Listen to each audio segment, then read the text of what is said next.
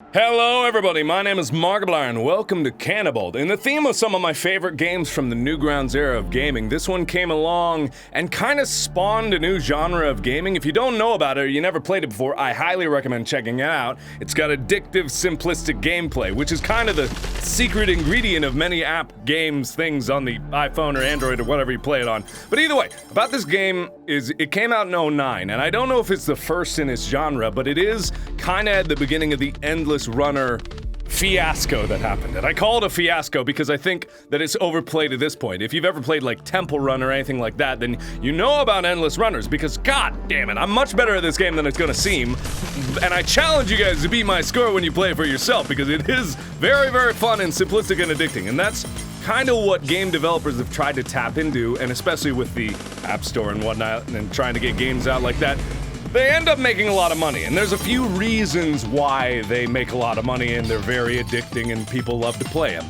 It's one, simplistic and easy to get into. It's kind of got the Flappy Bird style, anyone can play it, but it's very hard to master type of deal. It's also got a different aspect to it that I was trying to come up with a way to say it before I started recording, but I had trouble. When I was doing research about this game, I know that the developers made this game in about 5 days for a particular game jam. They styled it after like the rooftop sequence from Casino Royale and then Mad Men and a whole bunch of other things like that. But, whoa! Okay, well, I died there. But what it came from, or what it came out of it rather, after it was made, was this whole attitude about games that could be simple and easy to get into that weren't entirely complex. Now, whether it's easy to develop or not, because this one was made in 5 days, but I'm willing to bet I wasn't looking, I was looking at the camera, I apologize. But I'm willing to bet that something like Temple Run takes months and months and years to develop because the developers fine-tuning it to try to tap into that perfect market so that everyone's gonna play it and everyone's gonna share it and everyone's gonna love it forever and ever and we are willing to shell out a lot of their money.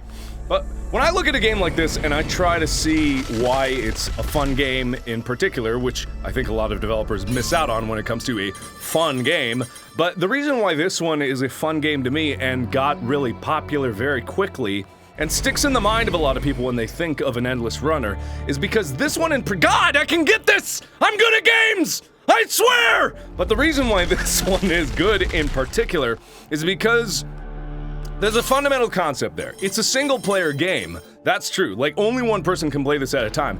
But it spawns. Oh God! I pressed a button. It's a single-player game that spawns a multiplayer experience. And what I mean by that is that one person plays this game, but this game is fun at its heart. It's simple, fun. The concept was new at the time. And it was very addicting to play because you wanted to beat your score all the time. And that's like the old style of gaming. It was very hard, you died instantly, and you wanted to beat your score. But this one in particular is good because it's so easy for people to get into. I literally only press one button, and the only constitution— God, I made that jump! The only constitution is skill is your reaction time and how quickly you can do certain things and how quickly you can accomplish obstacles. So it's a single-player game, but it spawns a multiplayer experience in that you go out and you share this game with others, not so much to share it because it's fun, but to share it because it's fun and you bet you can beat your friend at it. Like, that's really what it all comes down to, is because there's a challenge to it.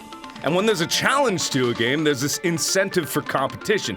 Ah! And I died. There's an incentive for competition in that people want to see other people perform worse than you did. And it's weird because, like, games that tap into the competitive aspect of certain things, like nowadays, not so much as they did in the past, but the games that originally did and wanted people to incentivize being better than their peers at a I was on the jump! It even registered! Okay, whatever, that was total bull right there.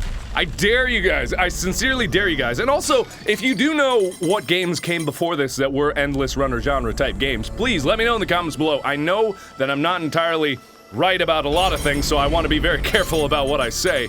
And all this is just my opinion. If you have your own opinion, please let me know in the comments below. But, like what I was saying about the competitive aspect of the game, period, is that there's so much also mysteriousness to the game. God, I wish I could say more and concentrate at the same time, because there's a lot going on here. Another reason why it is this could be bare bones black and white. No, the guy isn't obviously in a suit. The guy isn't anything. There's no background or anything like that. And the game would be fun. But the addition of the fact that there are ships flying by, there's like missiles or turbines crashing into the ceilings, there's buildings that are falling down. You can see in the background there's machines like crawling around, gigantic machines based on the size of the landscape. Like right there, you can see like 2 machines in the background. Like, what is all of that? Why is all that? And the music is phenomenal. Like, the music is addicting. It fits with the theme of the game. There's rumble, there's sounds, there's birds flying up everywhere. It's such a simple game, and yet there's so much going on to it. That kind of adds to it. Like, the theme of Temple Run is that, yeah, you're just running away, but if you weren't running away from those monsters, there would be less interest in it. I think, God, I can get this, I swear! I'm trying to concentrate on my thoughts, and I don't want to get all over the place like I was in Spewer. I was trying to say a lot of things when I was playing Spewer, but I pressed the button! Okay, give me a second here. I'm pressing I bet the C button's broken. The controller's broken, the keyboard's broken, it's not my fault. Anyway, so there's a lot going on in a very simple package. There's a lot appealing to the eyes because it's fast-paced, but also each time you play, you register a bit more of the background at a time, and each time you play, you want to try to solve the mystery, but this is a game, and there are many games like this, that doesn't ever explain itself. And it doesn't need to! It doesn't need to explain itself because all of the clues are in the environment. And I've said that before about games when I was playing them before. Like, I love a game that tells a story as the game's going and you don't need to know anything about it.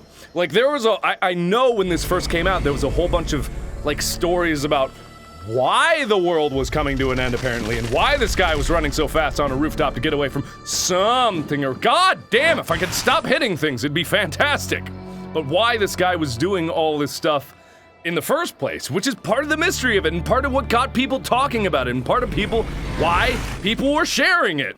And the developer itself said that, you know, he came up with the name because his kid, or there was this kid that said Canabalt weird.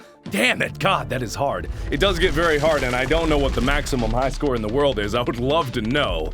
But it's like, that's all it was. He came up with themes inspired by Casino Royale and Mad Men. I don't know if I said that before, but, and then he came up with the name simply because his kid said Canabalt weird.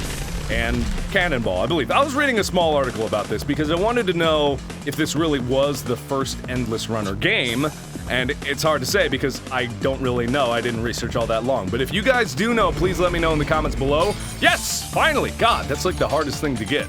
Because you gotta hit it in just the right angle so that you don't smack into a wall before you go down. But I'm gonna concentrate before I end this because I think I said everything that I wanted to say, and I want to show that I'm not all that bad at these games. Ah, God, this is a thing! It's cause it's, God! Okay, one more time, I'm gonna get it. God, it's so aggravating, but I want to beat it. Like, that's why this game's good! And that's why some Endless Runners are actually good, because they do encourage that type of thing. Basically, if you didn't know, if you haven't played it for yourself and you're just watching me play this one, you jump higher based on how hard you hold the button. And that's literally the only aspect of skill in this entire game. That's the only thing that you can actually control, because it goes on itself. I'm not even pushing myself forward. I can't slow myself down. I can't... Alright, I just gotta remember I don't need to hold down that as long as possible. And I'm gonna get a high score here. I want to get over 3,000, because I know, like, my high score at the end of it was like 6,000 back when I played it a long time ago. It was really high. I was very proud of it. I had a very big number to my name, and all my friends were horribly embarrassed at how much worse they were than me at this game, and I'm gonna get good. And also, I think after this, Robot Unicorn Attack came after it. I think that was made by the guys at Adult Swim Games. And then they came up with the concept of that, and kind of evolved on the concept. Instead of just jumping, you also had a dash attack. And then, like, game developers after that kept adding to the formula, and I feel like, in some way that's good when you add to a formula, but also it's bad because it detracts from the original experience of why this game was so simple and fun. Not to say that Robot Unicorn Attack is a bad game. I actually really like that game, it's really fun, and it evolved in the right way, but as with a lot of these games, if they evolve in the wrong way, they can actually be worse than the original experience! God dang it, this is very, very hard because I'm looking at where my character is, and the problem with this game, I need to look ahead at where my character's going to be and just trust that I'm gonna be there at the right time. And also, a little pro tip, Markiplier pro tip, you need to jump before you get to the end of a complex so that you have time in the middle of the air to predict what you're going to run into. Because right there, that's important. Okay, hit that, that's not bad. I'm still going.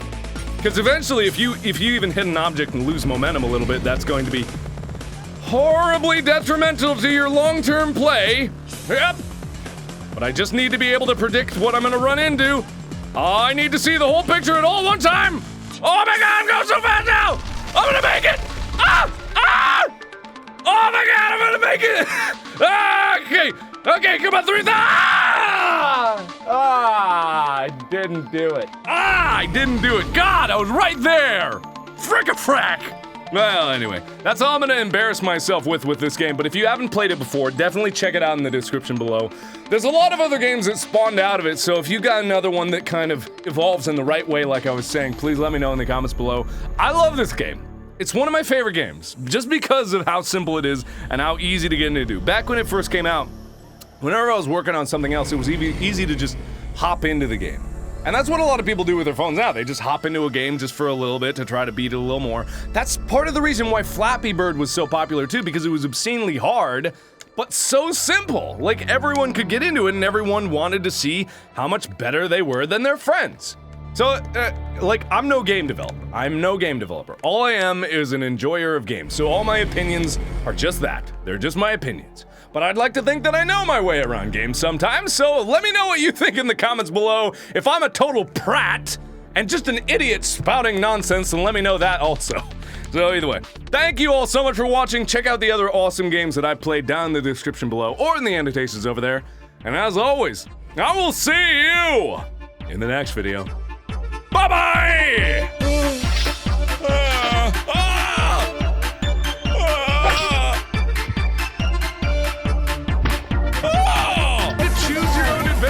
I love it. It was spitting everywhere.